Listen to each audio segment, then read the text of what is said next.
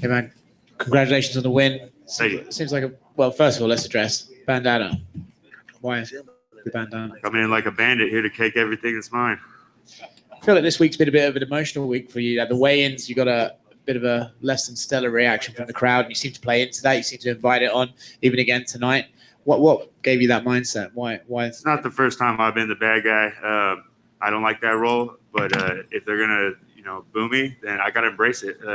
I'm not gonna fight that energy. I'm just gonna take it in and use it to my advantage. Do you think it's because you were fighting a guy like Chase Hooper, who's like a kid? Exactly. Is that why? Yeah, I 100% think that it's because I'm fighting the kid. Everybody loves Chase Hooper. He's a young up-and-comer. He's a hell of a talent, and to be 21 years old fighting on this level, I got nothing but good things to say about the kid.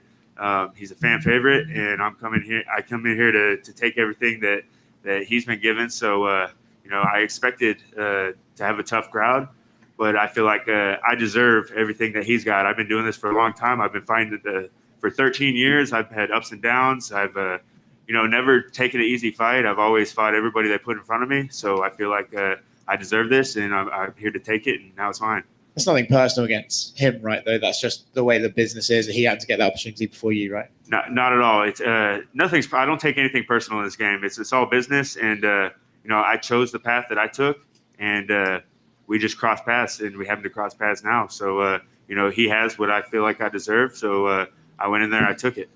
I think maybe it would be fair to say some of the boos maybe had to do with the weight as well. Can you explain what happened there and how come you didn't make the scales? Yeah, I mean that had could have something to do with it, but I feel like it was more just because of the opponent. But as far as the weight cut, I don't want to make any excuses. It's the first time I've missed weight for the record, and it won't happen again.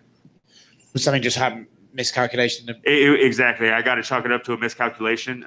Long story short, I normally cut most of the weight the night before, and I sleep like shit. And I wanted to try and switch things up this time. And, it's been a long layoff for me. I've been off for a year and a half, and I felt like, I was really healthy going into this and that I could switch things up. And I just tried to mix things up, and it didn't work out for me. So now I know it's a hard lesson learned, and I'm the one paying for it. So, I pay for it with 20% of my purse, and, it won't happen again because I don't like giving up money. Back to the fight tonight. It seemed from watching it back here that he just didn't have the strength to compete with you in the grappling. You just were much stronger than him. He didn't have the strength nor experience. He was really slick on the ground. His length come into play, and but I was just wise to his tricks. I've been around for a long time. I fought a lot of black belts. I'm an expert on the ground, and I showed that tonight. Last one for me, just out of curiosity, what it's like fighting a guy like that. Do you think there's some people saying that, man, it's too early for him to be in the UFC and he should maybe go down to a lower level, then come back?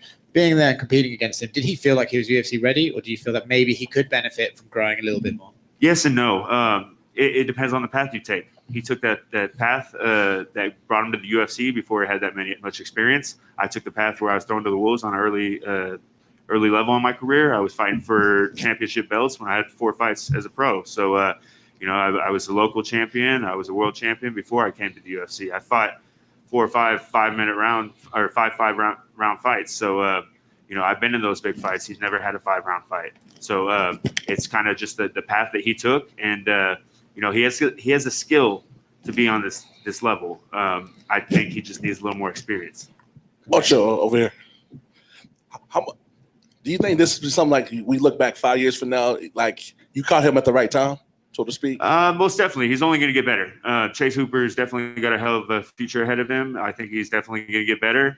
And, who knows? I'm here to stay. I'm the man of steel. I'm here to stay for a long time. And I feel like maybe somewhere down the road we can meet in a main event. And you alluded to the long layoff and getting healthy. Did COVID in a weird way help you out? In a way, it kind of slowed everybody else down. I had a pretty extensive surgery, and that put me out. It was originally supposed to be a 6-week recovery, and then it turned out to a full ligament repair, and that ended up being a 16-month layoff.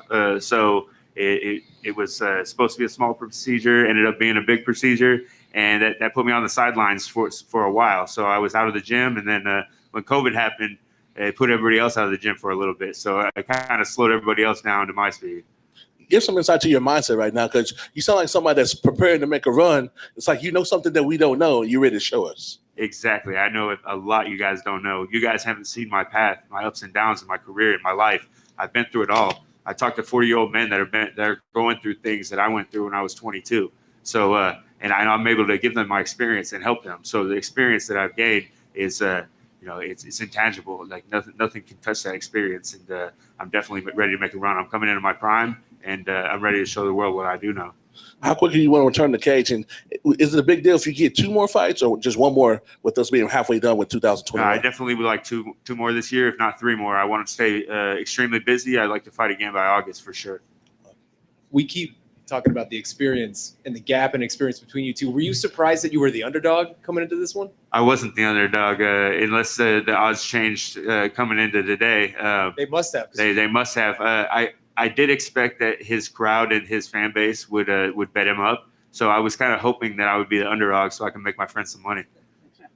Do you take that sort of thing personally? I mean, you mentioned he has what I feel like I should have. Do you feel like you take that sort of thing personally coming into a fight like that? No, it's business. I feel like I've earned that, and I just got to go out there and prove it. It looks like you're shaping up for a run. Is there a name on the tip of your tongue, somebody you want in this division that you feel like will get you where you want to go? Nate the Train, he's a loudmouth. I'm a quiet, soft-spoken guy. If I got to speak up, closed mouth don't get fed, right? So Nate the Train, let's run it. Is there anything personal in that call out, or just stylistically you like that fight? I just don't like loudmouths. He grabs the mouth, the mic, he screams, he sounds ignorant, and that sells, man. People eat that shit up. Like his social media following is through the roof. It's ridiculous. I try to say something that's meaningful, and try to talk to kids and be a good influence. And look where it gets me. It gets me made out to be the bad guy, and nobody wants to follow me on Instagram. So fuck it. I'm gonna call out some guys and get some followers. You have the unique position where you missed the pandemic era of fights. You never fought in an empty arena or the Apex or had to go to Fight Island or anything. So your last fight was in, I believe, full capacity in Mexico City, if I remember correctly, and then you came back. Could you sense any change in the fans at all, knowing that like they haven't been able to go to fights in years? So you may not feel the difference, but could you feel any difference in the vibe? Hell yeah, I could feel them. Everybody's been itching to get out of the house. I felt it just back home. Back when the bars opened, the clubs opened, people were wilding out, just like ready to get loose. And then at the weigh-ins, I could feel it. The crowd was just ready to blow. And then out there tonight, everybody's just ready to go to live events and just get into a sport. It doesn't matter. You could be playing golf out there. You allow a crowd out, they're going to be losing their minds. PFW. Thanks, guys.